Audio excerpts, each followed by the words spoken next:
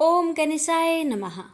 प्यारे भक्तों, आज रसपान करेंगे चैत्र मास की कृष्णा पक्ष की संकष्टी चतुर्थी की व्रत कथा।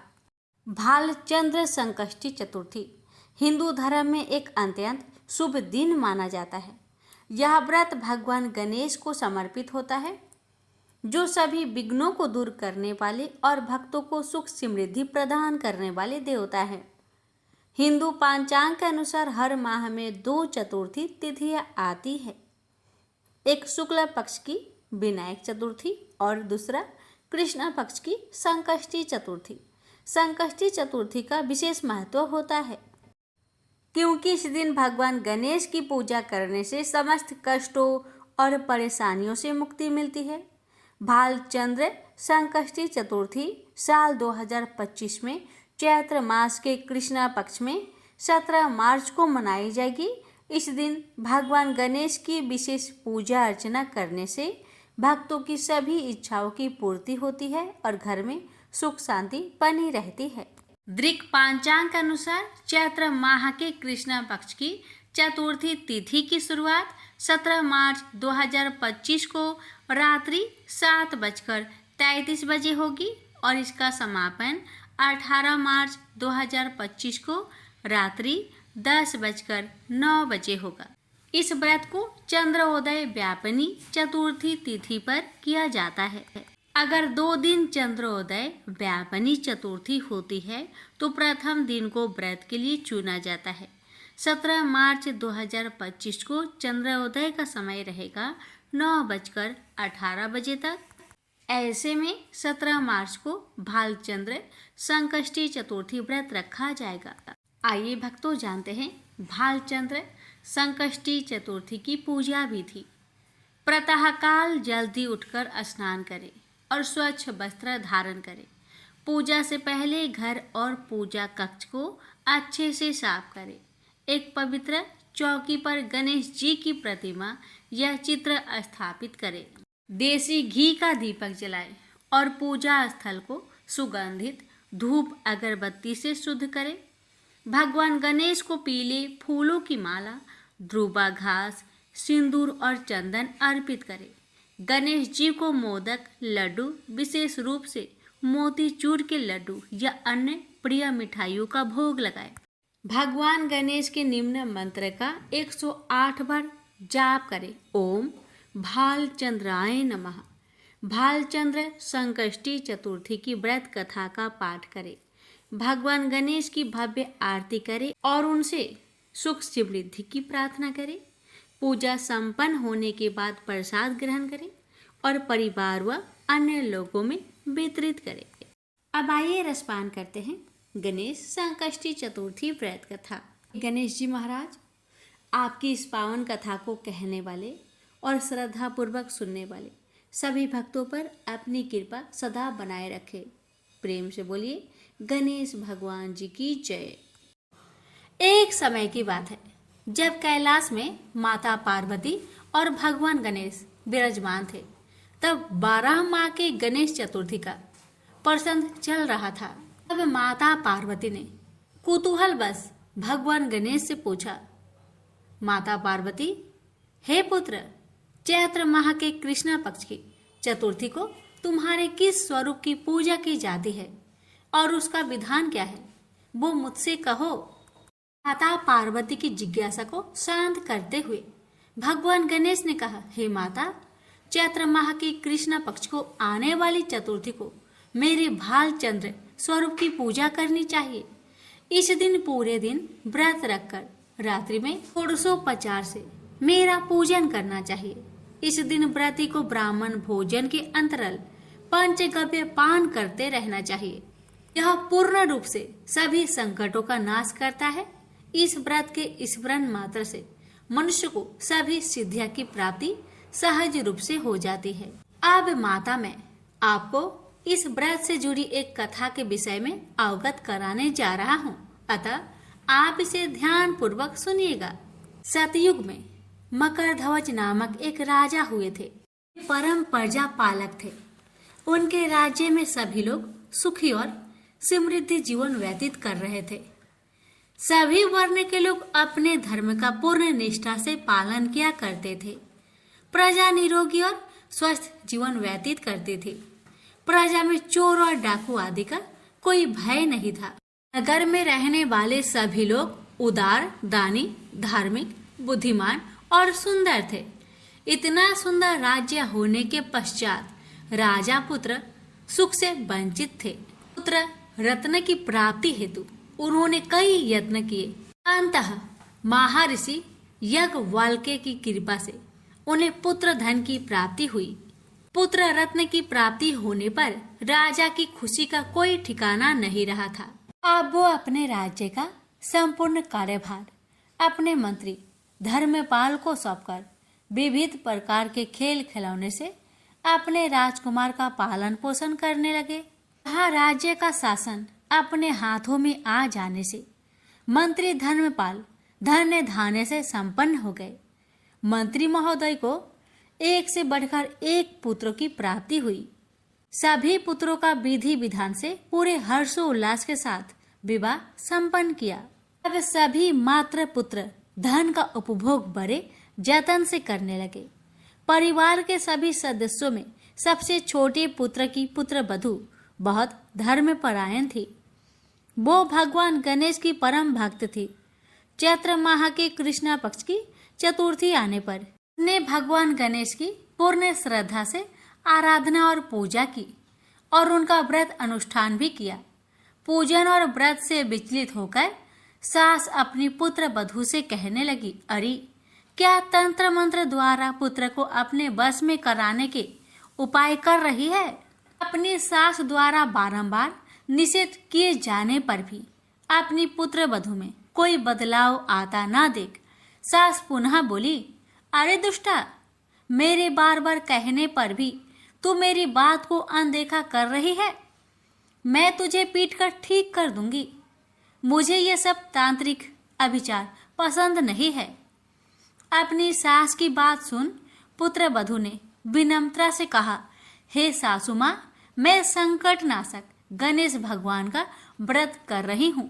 यह व्रत अनुष्ठान करने से मनोवांछित फल की प्राप्ति होती है।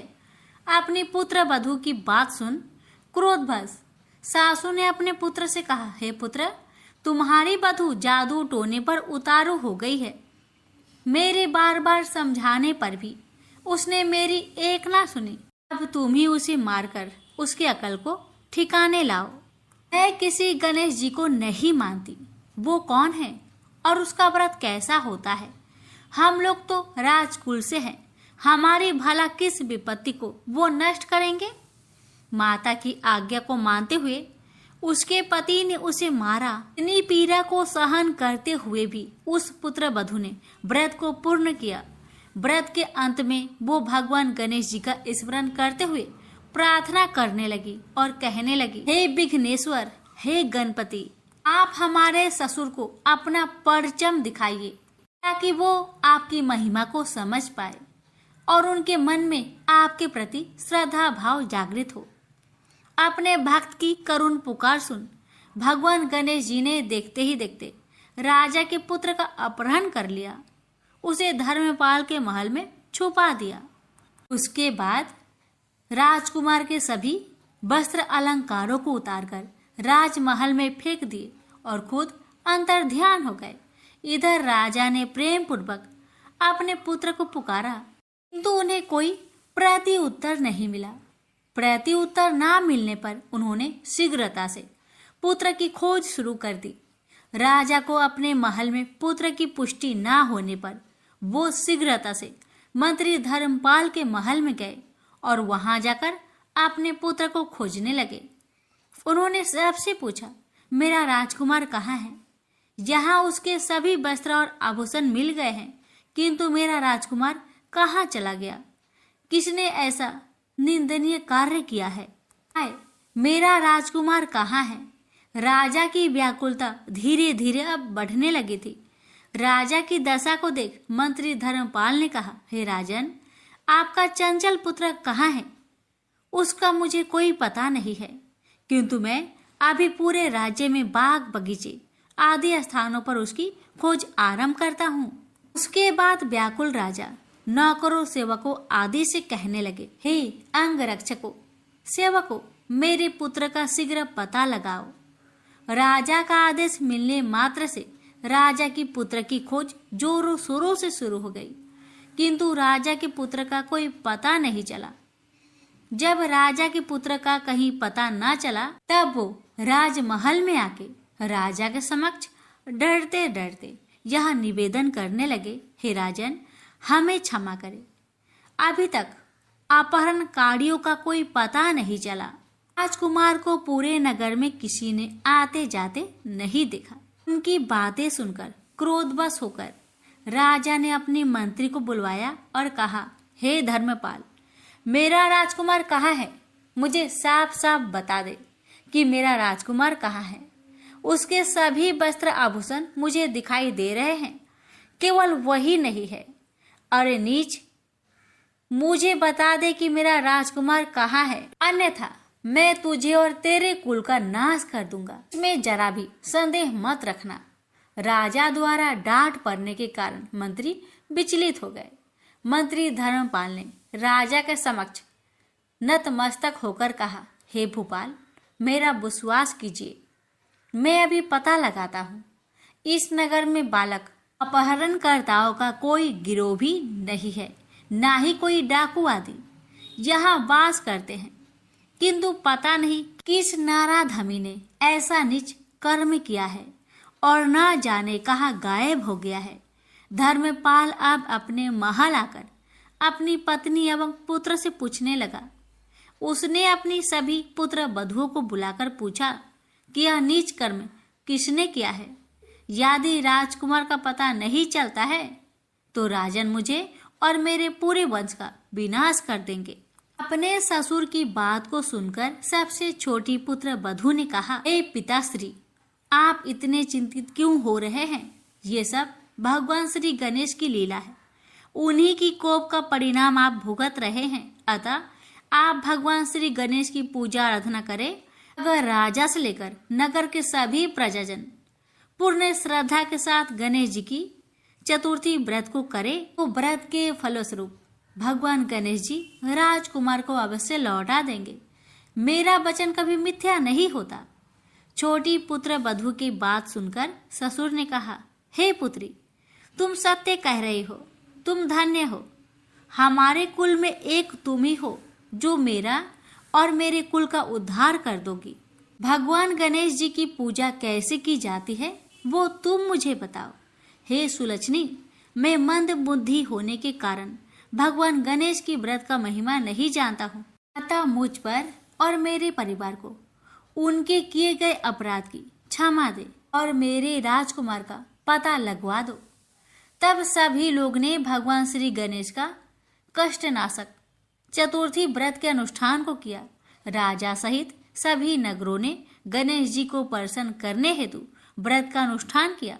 सभी के व्रत अनुष्ठान के प्रभाव से गणेश जी प्रसन्न हो गए और देखते ही देखते सभी लोगों के सामने उन्होंने राजकुमार को प्रकट किया। राजकुमार को अपने समक्ष देख राजा सहित सभी नगर वासियों की खुशी का ठिकाना न रहा। वो बस राजकुमार को आश्चर्यचकित होकर देखने लगे।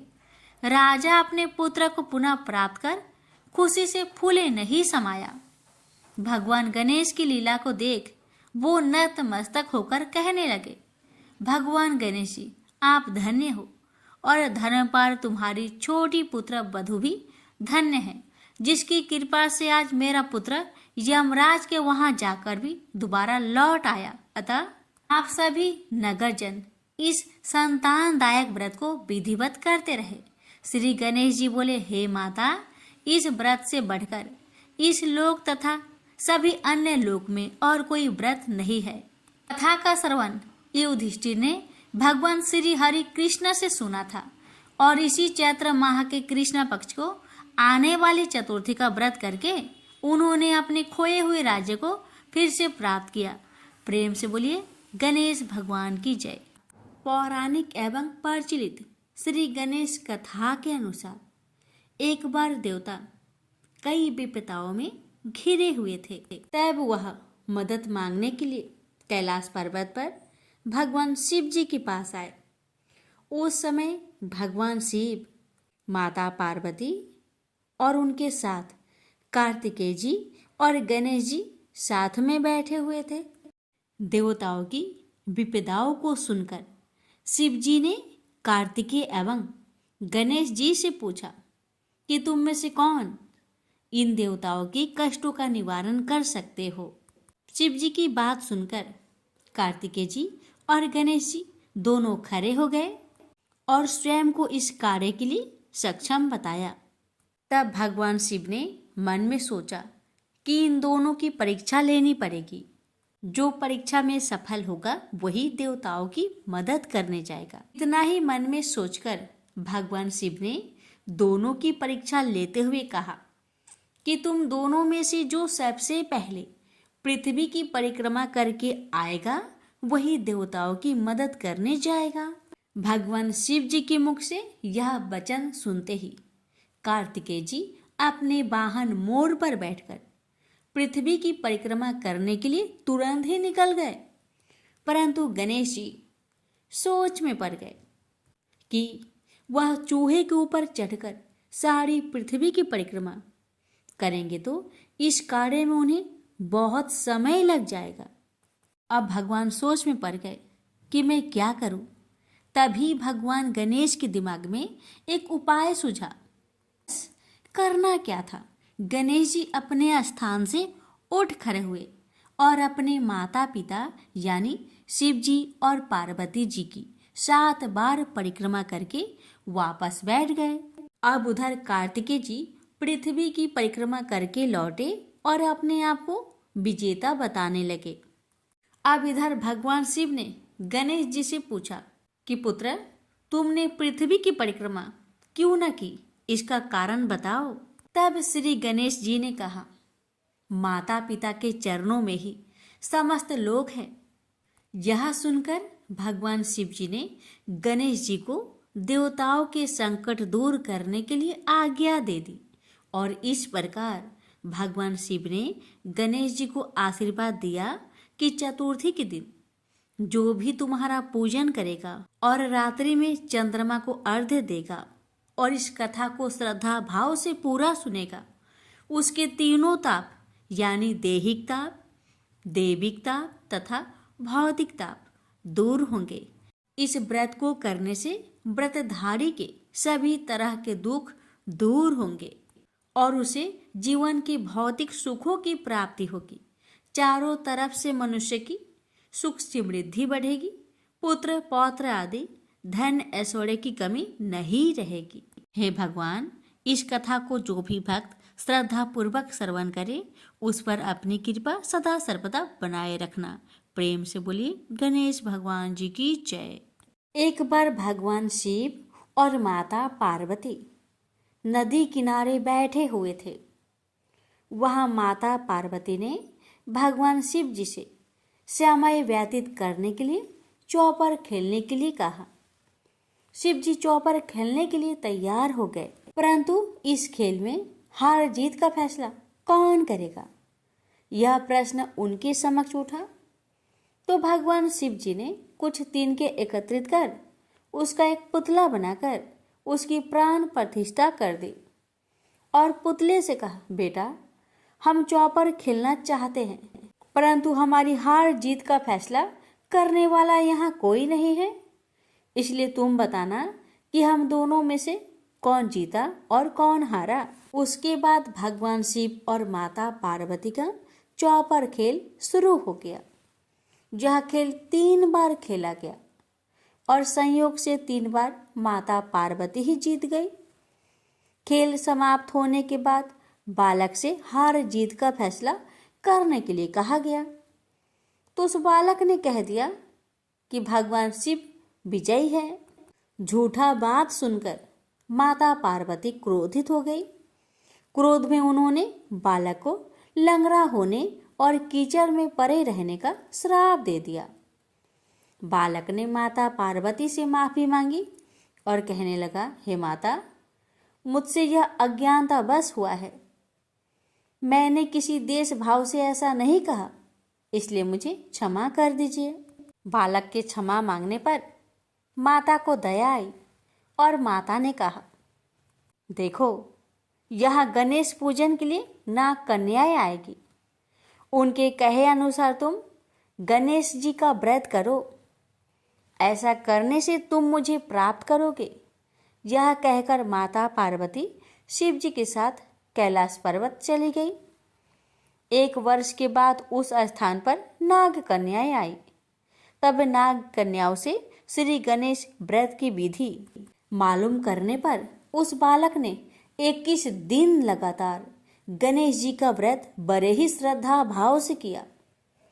उसकी श्रद्धा से गणेश जी प्रसन्न हुए और उन्होंने बालक को मनोवांछित फल मांगने के लिए कहा। उस पर उस बालक ने कहा, हे विनायक जी, हे भगवान, हे गणेश जी, मुझ में इतनी शक्ति दीजिए कि मैं अपने पैरों से चलकर अपने माता पिता के साथ कैलाश पर्वत पर पहुंच सकूं और वे यह देखकर प्रसन्न हो जाए। तब बालक को वरदान देकर श्री गणेश जी महाराज वहां से अंतर ध्यान हो गए। इसके बाद वह बालक कैलाश पर्वत पर पहुंच गया और कैलाश पर्वत पर पहुंचने की अपनी कथा उसने भगवान शिव जी को सुनाई। चौपर वाले दिन से ही माता पार्वती शिव जी से विमुख हो गई थी। अतः देवी के रुष्ट होने पर भगवान शिव जी ने भी बालक के बताए अनुसार 21 दिनों तक श्री गणेश का व्रत किया। इस व्रत के प्रभाव से माता पार्वती के मन से भगवान शिव के लिए जो नाराजगी थी वह समाप्त हो गई। तब यह व्रत विधि भगवान शंकर ने माता पार्वती जी को बताई। यह सुनकर माता पार्वती ने मन में भी अपने पुत्र कार्तिकेय से मिलने की इच्छा जागृत हुई। तब माता पार्वती ने भी 21 दिन तक श्री गणेश जी का व्रत किया तथा ध्रुवा, फूल और लड्डुओं से गणेश जी का पूजन अर्चन किया। व्रत के 21वें दिन कार्तिकेय स्वयं माता पार्वती जी से आ मिले। उस दिन से श्री गणेश चतुर्थी का यह व्रत समस्त मनोकामनाओं की पूर्ति करने वाला व्रत माना जाता है। इस व्रत को करने से मनुष्य के सारे कष्ट दूर होकर मनुष्य को समस्त सुख सुविधाएं प्राप्त होती है। प्रेम से बोलिए जय श्री गणेश। पौराणिक कथा के अनुसार एक समय की बात है कि भगवान विष्णु का विवाह माता लक्ष्मी जी के साथ निश्चित हुआ। विवाह की सभी तैयारी होने लगी। सभी देवी देवताओं को निमंत्रण भेजे गए, लेकिन भूलवश गणेश जी को निमंत्रण देना रह गया था। इधर भगवान विष्णु की बारात जाने का समय आ चुका था। सभी देवता अपनी पत्नियों के साथ विवाह समारोह में शामिल होने को आए, परंतु सभी देवी देवताओं ने देखा कि गणेश जी कहीं दिखाई नहीं दे रहे हैं। तब उन सभी ने आपस में चर्चा की, क्या गणेश जी को नहीं न्योता दिया गया या गणेश जी ही नहीं आए हैं। सभी को इस बात पर बहुत आश्चर्य हुआ। इस बात पर उन सभी ने विष्णु भगवान से ही इसका कारण पूछा। विष्णु भगवान से पूछने पर उन्होंने कहा कि हमने गणेश जी के पिता भोलेनाथ, महादेव और माता पार्वती को न्योता भेजा था। यदि गणेश जी अपने पिता के साथ आना चाहते तो आ जाते। अलग से उन्हें न्योता देने की कोई आवश्यकता भी नहीं थी। दूसरी बात यह है, उनको खाने में 1.25 मन मूंग, 1.25 मन चावल, 1.25 मन घी और 1.25 मन लड्डू का भोजन चाहिए। यदि गणेश जी नहीं आएंगे तो कोई बात नहीं, दूसरे के घर जाकर इतना सारा खाना पीना अच्छा भी नहीं लगता। इतना वार्ता कर ही रहे थे कि किसी एक ने सुझाव दिया, यदि गणेश जी आते तो उनको द्वारपाल बनाकर बैठा सकते थे कि आप घर की याद रखना। आप तो चूहे पर बैठकर धीरे धीरे चलोगे तो बारात में बहुत पीछे रह जाओगे। यह सुझाव सबको पसंद आ गया, तो फिर विष्णु भगवान ने भी अपनी सहमति दे दी। तब गणेश जी को निमंत्रण देकर आमंत्रित किया और उनको समझा बुझाकर घर की रखवाली करने को बैठा दिया गया। बारात चल दी। तब नारद जी ने देखा कि गणेश जी तो दरवाजे पर ही बैठे हुए हैं। तो वे गणेश जी के पास गए और रुकने का कारण पूछा। गणेश जी कहने लगे कि विष्णु भगवान ने मेरा बहुत अपमान किया है। नारद जी ने कहा कि आप अपनी मूषक सेना आगे भेज दो तो वह रास्ता खोद देगी, जिससे उनके वाहन धरती में धंस जाएंगे। तब आपको सम्मान पूर्वक बुलाना पड़ेगा।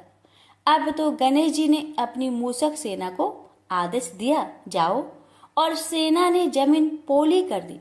जब बारात वहां से निकली तो रथों के पहिए धरती में धंसने लगी। आग कोशिश की परंतु पहिए नहीं निकले। सभी ने अपने अपने उपाय किए परंतु पहिए तो नहीं निकले, बल्कि जगह जगह से टूटने लगे। किसी को समझ में नहीं आ रहा था कि अब क्या किया जाए। तब तो नारद जी ने आकर कहा, आप लोगों ने गणेश जी का अपमान किया, जिस कारण यह विघ्न आ रहे हैं। यदि उन्हें मनाकर लाया जाए तो आपका कार्य सिद्ध हो सकता है और यह संकट टल सकता है। शंकर भगवान ने अपने दूत नंदी को भेजा और वे गणेश जी को लेकर आए। गणेश जी का आदर सम्मान के साथ पूजन किया गया। फिर रथ के पहिए निकलने लगे और यह संकट टल गया। अब रथ के पहिए निकल तो गए परंतु वे टूट फूट गए थे, तो उन्हें सुधारे कौन। पास के खेत में एक खाती काम कर रहा था। उसे बुलाया गया। खाती अपना कार्य करने से पहले श्री गणेशाय नमः कहकर गणेश जी की वंदना मन ही मन करने लगा। देखते ही देखते खाती ने सभी पहियों को ठीक कर दिया। तब खाती कहने लगा कि हे देवताओं, आपने सर्वप्रथम गणेश जी को नहीं मनाया होगा और न ही उनकी पूजन की होगी, इसलिए तो आपके साथ यह संकट आया है। मैं तो मूर्ख अज्ञानी हूँ, फिर भी पहले गणेश जी को पूजते हैं, उनका ध्यान करते हैं। आप लोग तो देवगण हैं, फिर भी आप गणेश जी को कैसे भूल गए। अब आप लोग भगवान श्री गणेश जी की जय बोलकर जाए तो आपके सब काम बन जाएंगे और कोई संकट भी नहीं आएगा। ऐसा कहते हुए बारात वहां से चल दी और विष्णु भगवान का लक्ष्मी जी के साथ विवाह संपन्न करा के सभी सकुशल घर लौट आए। हे गणेश जी महाराज, आपने विष्णु को जैसा कारज सरियो ऐसा कारज सबको सिद्ध करिजो। बोलिए गजानन भगवान की जय।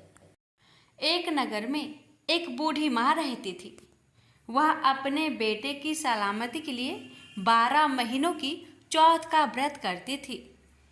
हर चौथ को पंसारे से थोड़ा सा गुड़ और घी लाकर 4 लड्डू बनाती, एक बेटे को देती, एक से पूजा करती, एक हथकार के लिए निकालती और एक चांद उगने पर खुद खा लेती थी। एक बार उसका बेटा ताई से मिलने गया। ताई ने बैसाखी चौथ का व्रत रखा था। ताई से पूछा, माँ तो 12 चौथ करती है। ताई बोली, तेरी माँ तेरी कमाई से तरमाल खाने के लिए 12 चौथ करती है। तू परदेश जाए तो वह एक भी चौथ नहीं करेगी। लड़के को लगा ताई सच कह रही है। घर आकर माँ से कहा, मैं परदेश जा रहा हूँ, यहाँ तू मेरी कमाई खाने पीने में ही उड़ा देती है। माँ ने समझाकर रोकना चाहा पर बेटा नहीं माना। माँ ने उसे साथ ले जाने के लिए चौथ माता के आंखें दिए और कहा, मुसीबत में ये आंखें तेरी मदद करेगी। वह आंखें लेकर रवाना हो गया। घूमते हुए एक नगर में पहुंचा। उसने देखा एक बूढ़ी माँ रोते जा रही थी और पुआ बनाते जा रही थी। उसने कारण पूछा तो बूढ़ी माई ने कहा, बेटा, इस नगर की पहाड़ी पर एक दैत्य रहता है। पहले वह नगर में आकर कई लोगों को खाने के लिए मार देता था। अब राजा हर घर से एक आदमी दैत्य के पास भेजता है और आज मेरे बेटे की बारी है, इसलिए रो रही हूँ और उसी के लिए पुए बना रही हूँ। वह बोला, तू पुए मुझे खिला दे, तेरे बेटे की जगह मैं चला जाता हूँ। बूढ़ी माँ ने खीर पुए उसे खिला दिए। खा पीकर वह सो गया। रात को राजा के सैनिक आए तो बूढ़ी माँ ने उसे भेज दिया। दैत्य के सामने पहुंचने पर उसने चौथ माता के आंखें दैत्य की तरफ फेंककर कहा, हे चौथ माता, यदि मेरी माँ मेरी सलामती के लिए व्रत करती है तो दैत्य का सिर कटकर गिर जाए। तुरंत दैत्य का सिर कटकर गिर गया। लड़का वापस आ गया। राजा ने उसे उपहार देकर विदा किया। चलते हुए एक दूसरे राजा के नगर में पहुंचा। इस राज्य में आवा तभी पकता था जब एक इंसान की बलि दी जाती थी। सिपाहियों ने उसे पकड़कर आवे में चुन दिया।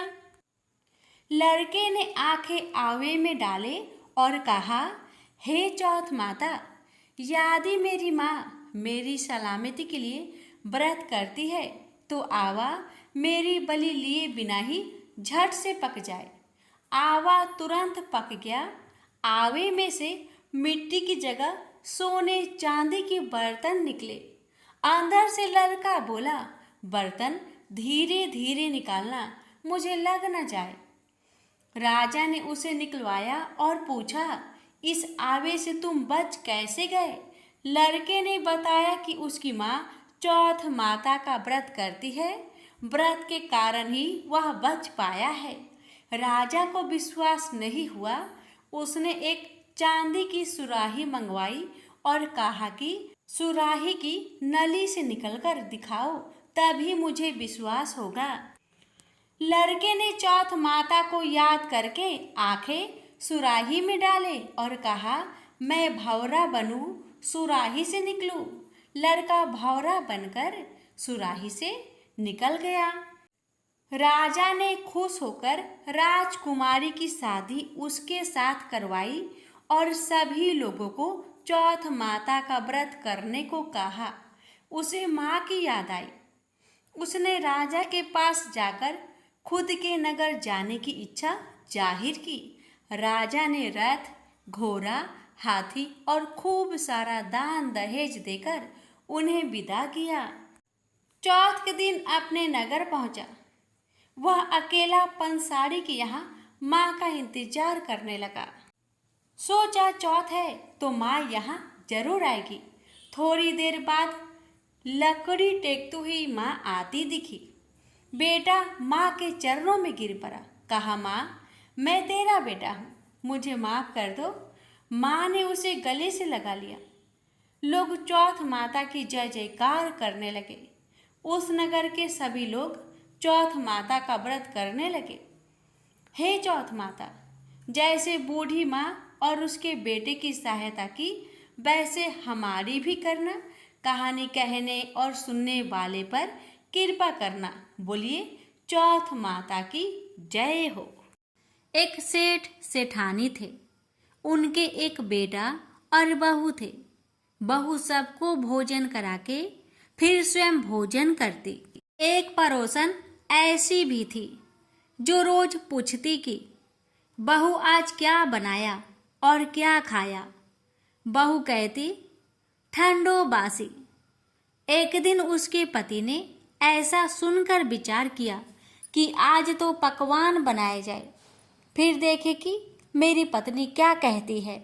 उसने तरह तरह के पकवान बनवाए और घर के सभी लोगों ने एक साथ बैठकर भोजन किया।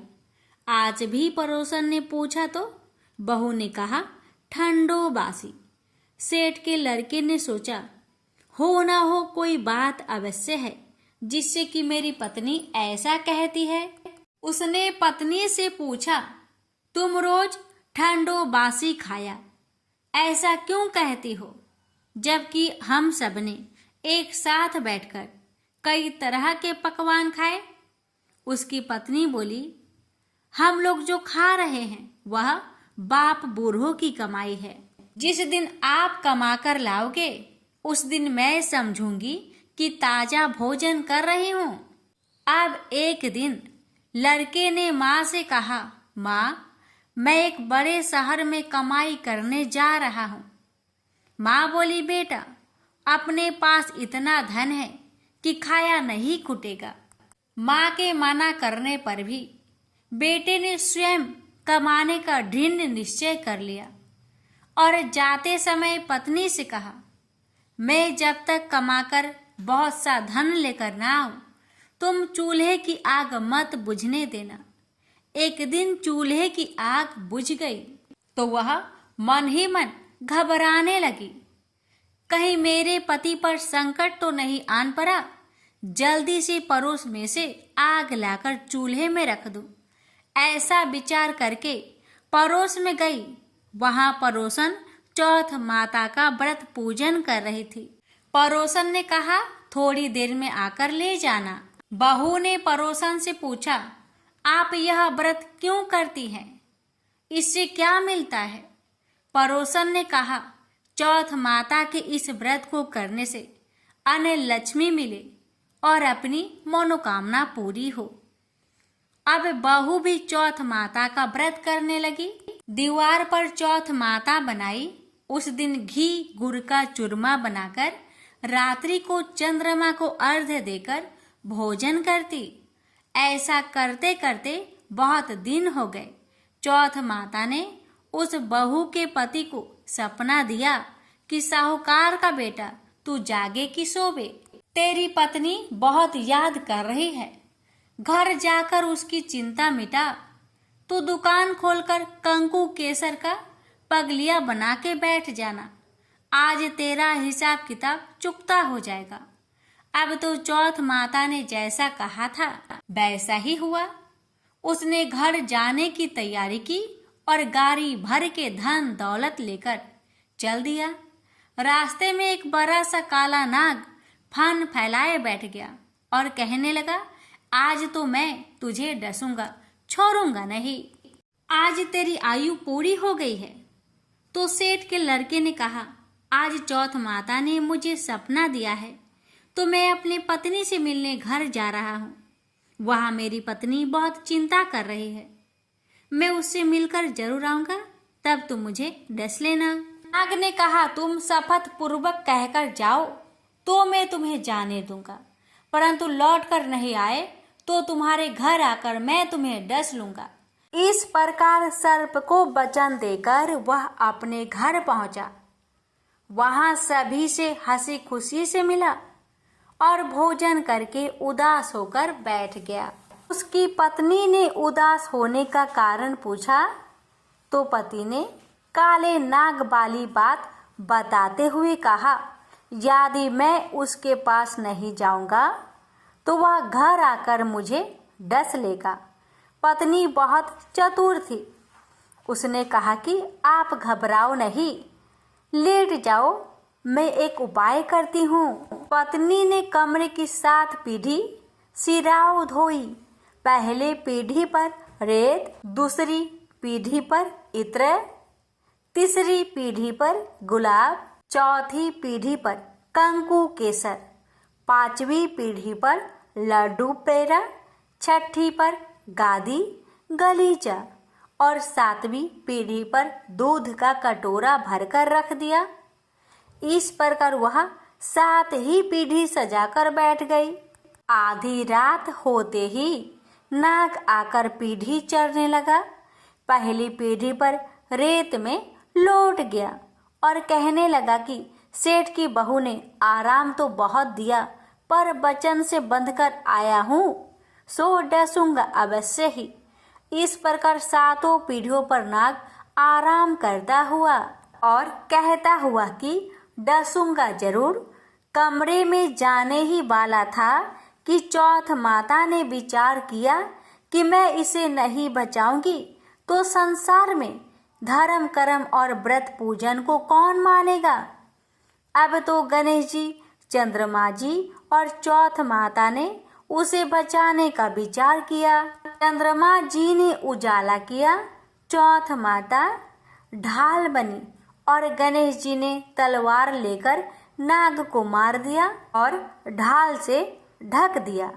अब बहू भी थकी हारी सो गई। दिन उगा तो लोग बेटे से मिलने आए, परंतु बेटा बहू तो उठे ही नहीं थे। बहुत देर हो गई तो माँ उन्हें उठाने गई। माँ ने सातों पीढ़ियों पर जो कुछ देखा तो बहुत घबराई और बेटा बहू को आवाज लगाई, बेटा बहू उठे तो देखा कि एक ढाल तलवार वहां पड़ी है। अब ढाल उठाई तो वहीं काला नाग मरा हुआ पड़ा है।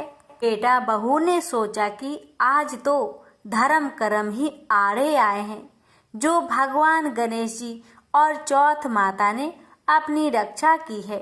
हे चौथ माता, आपने जैसी सेठ के बेटे बहू की रक्षा की, वैसी ही रक्षा सबकी करना। प्रेम से बोलिए चौथ माता की जय हो, गणेश भगवान जी की जय हो।